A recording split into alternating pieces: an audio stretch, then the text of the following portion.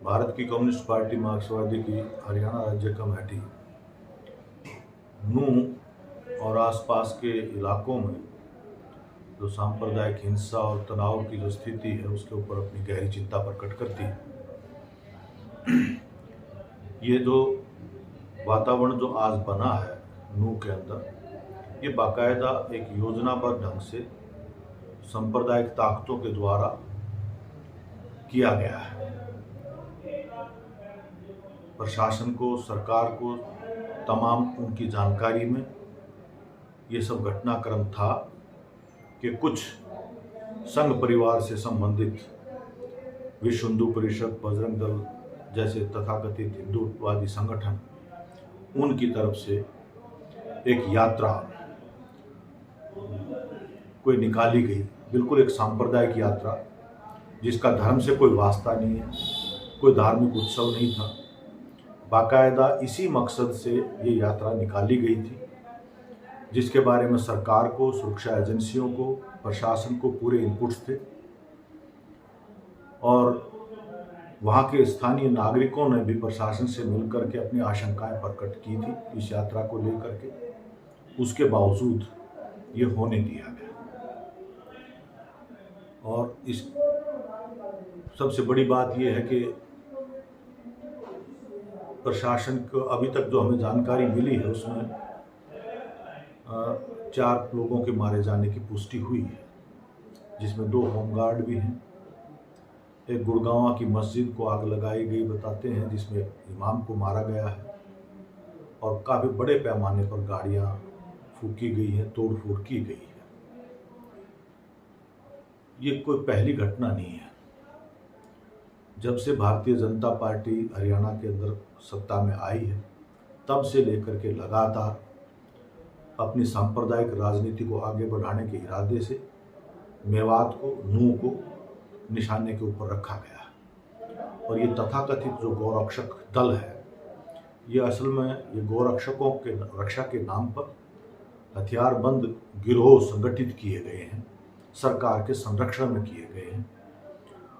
अनेकों घटनाएं इससे पहले मेवात के अंदर हो चुकी हैं, हत्याएं की जा चुकी हैं। ये तथाकथित गोरक्षक घरों में घुस करके किडनैपिंग कर, किसी को भी गो तस्करी का नाम लेकर के पीटना, मारना, किडनैप करना, अनेकों घटनाएं इससे पहले हो चुकी हैं।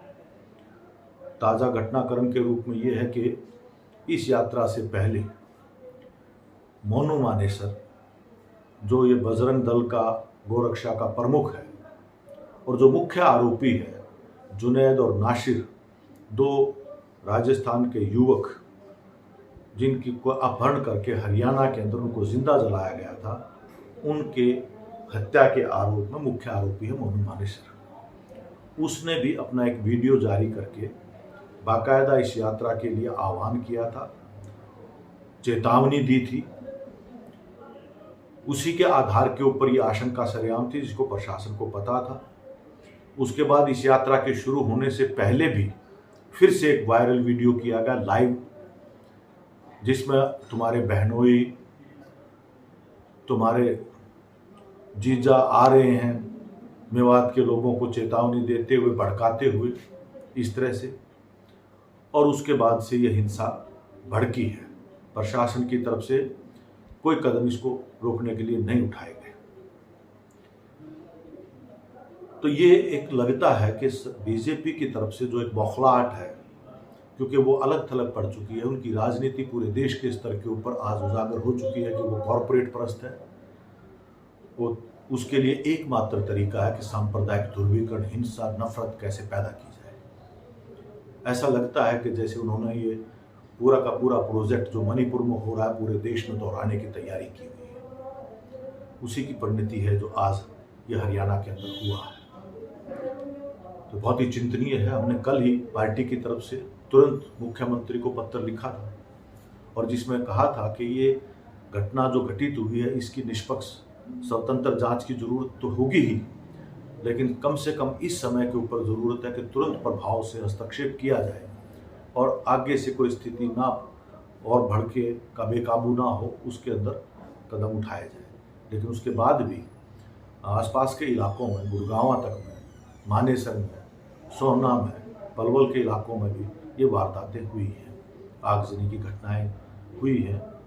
ये तमाम सारी चीज़ें हैं और हमारे गृह मंत्री की तरफ से भी जिस तरह के बयान दिए गए वो भी बहुत ज़्यादा भड़काऊ थे। तो ये वास्तव में आज हमारे सब के नागरिक, हरियाणा के नागरिकों के लिए, तमाम अमन पसंद लोगों के लिए चिंता की बात है। और हम सबसे अपील करते हैं उन तमाम राज्य के, तमाम जिला के नागरिकों से वो अपने अपने इलाकों के स्तर पर भी खबरदार हों, सावधान हों, इस तरह की ताकतों को, उनकी साजिशों को कामयाब ना होने दें, अफवाहों को ध्यान ना दिया जाए, अपनी सद्भाव एकता को बना करके रखा जाए। और इसके साथ ही साथ हमारा ये कहना है तमाम राजनीतिक पार्टियों से भी, यहाँ की जो सेकुलर धर्मनिरपेक्ष पार्टियाँ हैं, कि वो मिल करके आज इस देश को बचाने के लिए, इस देश की अखंडता को बचाए रखने के लिए, हरियाणा के सद्भाव को, पहले भी बीजेपी जाति के आधार के ऊपर हिंसा करके जातिगत ध्रुवीकरण पैदा कर चुकी, अब ये सांप्रदायिक धार्मिक आधार के ऊपर ये लगातार इस तरह का अंजाम दिया जा रहा है। तो इसमें अब जैसे राजस्थान का चुनाव नज़दीक आ रहा है तो आसपास के इलाकों में ये वातावरण सांप्रदायिक नफरत का, हिंसा का, उसको और तेज किया गया। और ये जितने भी गौरक्षक के नाम पर जो दल खड़े किए गए हैं ये बिल्कुल अवैध हैं, इनके ऊपर रोक लगाई जानी चाहिए। ये गुंडागर्दी का लाइसेंस जो सरकार की तरफ से दे रखा है ये बाकायदा रोका जाना चाहिए। इस बात को लेकर के आप सबको मिल करके आज आवाज़ उठानी पड़ेगी, अपनी एकता को बचा के रखना पड़ेगा। ये मेवात वो इलाका है जो जिसने देश की आज़ादी के आंदोलन में कुर्बानियाँ दी थी। देश के बंटवारे के समय पे भी यहाँ दंगे नहीं हुए थे, राम जन्मभूमि का गिराए गए उस समय पे भी यहाँ सद्भाव बना रहा था। लेकिन अब उसी इलाके के अंदर ये सब निशाना बना के, टारगेट करके माइनॉरिटी को, एक पिछड़ा हुआ इलाका है, गोपालक लोग रहते हैं वहाँ, गोरक्षा के नाम पर लगातार ये सब चीज़ें हो रही हैं, सब लोग इस बात को जानते हैं। तो सबसे हमारी हाथ जोड़कर अपील है कि बीजेपी, आरएसएस की इस चाल को, इस तरह के षड्यंत्र को, उनको विफल किया करने की हमारी सबकी जिम्मेदारी है और हमारे राज्य का सद्भाव को हम बचा करके रखें। इस अपील, ये हम सबको अपील करेंगे।